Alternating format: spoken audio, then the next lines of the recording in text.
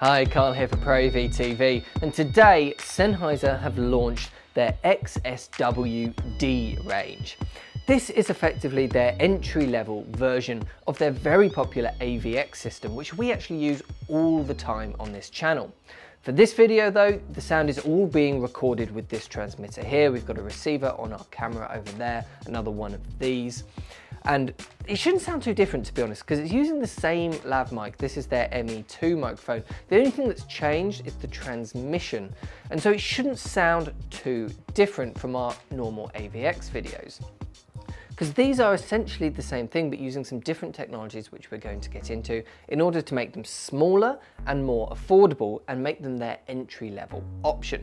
Because look at the size of these things, they're absolutely tiny. They've gone for this really small, thin design, which I think works really, really well. They're great to stick in your pocket and great to mount on top of your camera or even Velcro to the side. They take up no space whatsoever, and they weigh next to nothing, particularly compared to some of the competitors out there in this price range, which can be significantly bulkier.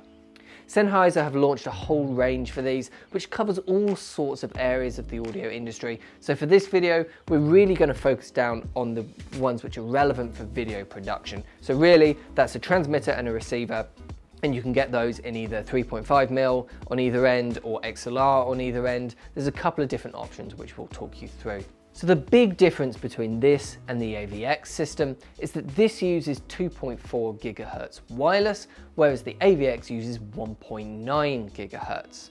Now 2.4 is a more consumer-based wireless technology. You see it in phones, in Wi-Fi, in toys, in all sorts of things.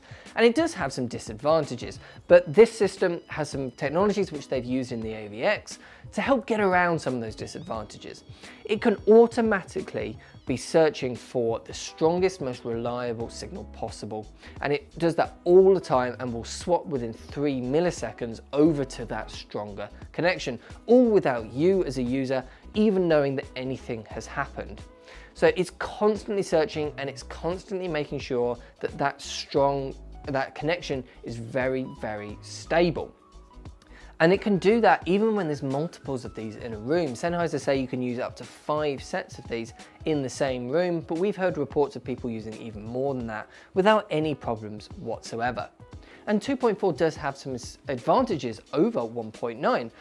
For the starters, it's a lot more affordable, and that's the main reason that the price on these is so much lower than it is on the AVX. But also these can be used worldwide without any sort of license whatsoever. So if you do a lot of traveling around the world and budget is a little bit limited for you, this is going to be the perfect option. The user interface for these is incredibly simple. There's just one push button and one LED, and you use that to turn these units on and off, to pair them, to mute them. The LED will show you the signal strength, the battery life. It's amazing really how much Sennheiser have managed to cram in to just one button and one LED. The amount of functionality they've given you there is pretty incredible, and it keeps it very simple and easy to use. The main disadvantage though I see with this system as a whole is that they use built-in batteries.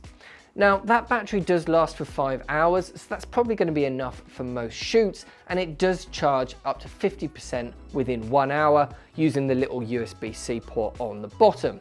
So for most shoots that'll probably do, but I really do like having several spare batteries with me. It just helps you if anything goes wrong, if you think a battery's charged but it's not, anything like that. Having several spare batteries with you is always good practice, and you're not going to be able to do that here because the batteries are just built into the units. Sennheiser have given us a trick to get around that though, because you can charge these while they're being used with the USB-C port on the bottom.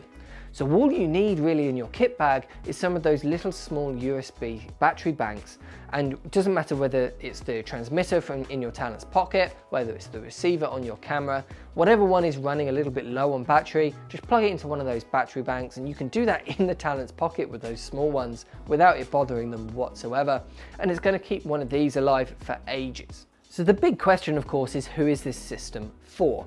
Now Sennheiser talk about this a lot as a cable replacement technology for the entire audio world. And I think that's really true here in the video industry as well. It doesn't matter what your point A or your point B is. If you're trying to send audio from point A to point B wirelessly, and it can do it at a range of up to 75 meters, this is going to be able to do it simply and affordably for you. And point A and point B really can be anything. They can be a wireless lav mic system, like here, taking a lav mic on your talent into your camera. It can be into a smartphone from a presenter microphone. It can be from a soundboard into an external sound recorder wirelessly. So many different options for you. And they've got the range to make that possible. They've got transmitters and receivers with 3.5mm jacks on it, with XLRs on it. They've got cables to go into smartphones. They've got all sorts of different accessories for these to make it work for whatever your specific situation is. The one that excites me the most though is the ability to use this for a wireless shotgun microphone, because that was always something I really felt was missing from the AVX system. And that was a plug-on box for XLRs so that you can turn a shotgun microphone on the end of a boom pole into a wireless system. And you can do that so easily with this system here. And that's just such a brilliant way of working. Whether you're a boom operator or whether you want an unmanned boom pole on a boom buddy on a light stand, something like that, over the top of your interview subject, it's just a really easy, simple, quick to move and wireless system that makes your life so much easier on those corporate shoots. So this system definitely represents the entry-level step up into Sennheiser's digital range, but that absolutely does not mean that this isn't a fully professional system. In their marketing talks, Sennheiser used the term to describe their range as good, better, and best. And to me, what that means is that best would be their 6000 and their 9000 range, those high-end products.